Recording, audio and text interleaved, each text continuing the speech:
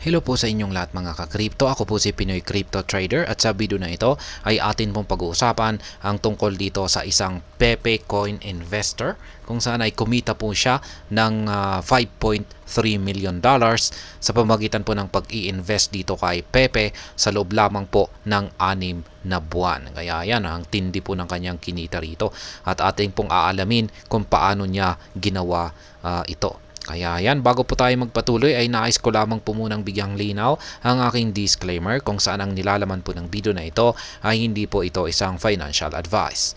For education and information purposes lamang po ang layunin nito. Maliban po dito ay nais ko na rin pong magbigay babala na wala pong kahit anumang group chat ang Pinoy Crypto Trader. Ayan. Sabi rito ay yan, natatandaan po siguro natin yung nakalipas na matinding performance nitong si Pepe. Ayan, sapagkat noong nitong nakalipas po na taon ay nakaranas po kasi siya ng matinding paglago. Sumabog po talaga siya ng 1,400% nitong nakalipas na taon.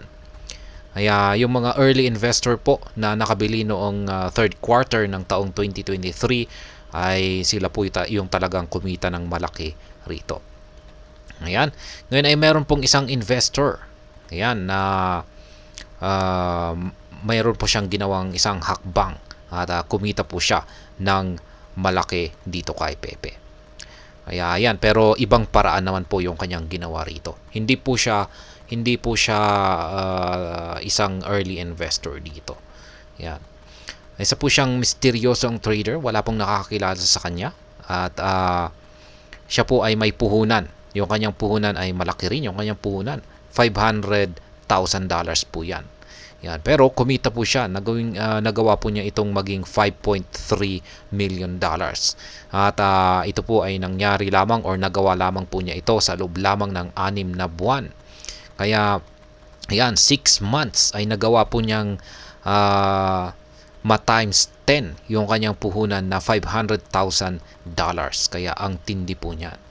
Ngayon ang kanyang ginawang paraan para kumita ng ganito kalaki kay Pepe or kung bakit siya nakaranas ng kung bakit siya kumita ng times 10 ay sa pamamagitan po ng dollar cost averaging.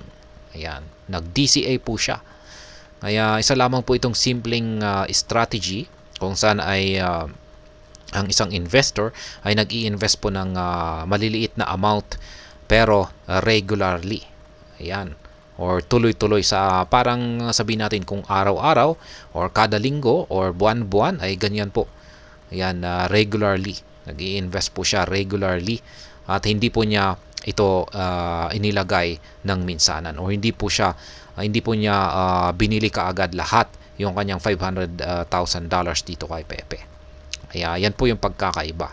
Kaya dollar cost averaging ay siya ay nag-i-invest dito sa isang schedule. Ayan, may schedule po siya. Ayan, ng kanyang pagbili dito. At yan po yung kanyang paulit-ulit na ginagawa.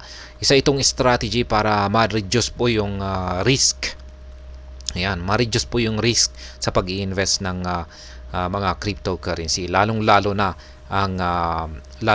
at ang cryptocurrency ay napaka-volatile. Kaya marami pong gumagamit ng dollar cost averaging dahil dito. Ngayon ay ang malaking tanong dito ay yung investor na ito na kumita ng $5.3 million dito kay Pepe ay magti-take profit na kaya siya. Ibebenta na kaya niya ang kanyang kinita rito. Kaya ayan, ang investor na ito ay nakita po ni Lock on Chain na kanyang inilipat po ito or pinasok po niya kay Binance. Yan, kaya mukhang may balak na po siyang i-take profit ito. Kaya ayan, sinyalis po ito na parang ang kanyang plano ay ibenta na ito.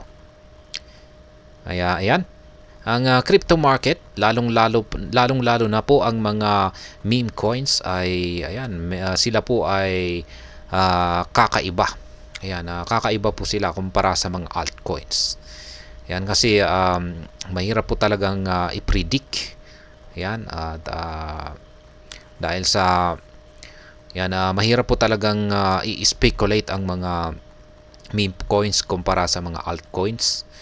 Ayan, at ngunit ang kagandahan po nito ay maraming mga tao na ang kumita ng malalaki sa pamamagitan po ng pag-i-invest dito sa mga meme coins. Pero syempre, marami na ring iba dyan na ayan, nawala talaga yung kanilang puhunan dito.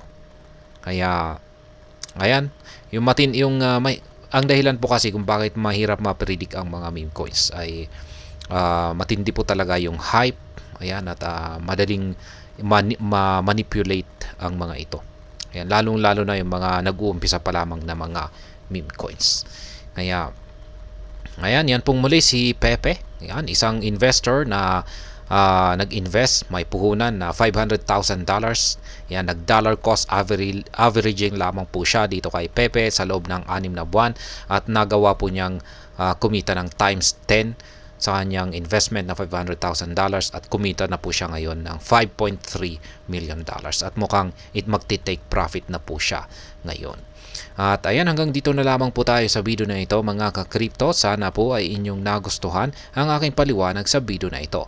Kung inyo po itong nagustuhan ay pakiclick lamang po ang like button nito. Para naman po sa mga bago lamang dito, kayo po ay aking inaanyayahan para mag-subscribe. Pakiclick na rin po ang bell icon nito dahil ito po ang siya magsisilbing notification nito sa mga bago kong videos na akin pong ina-upload sa aking YouTube channel na ito.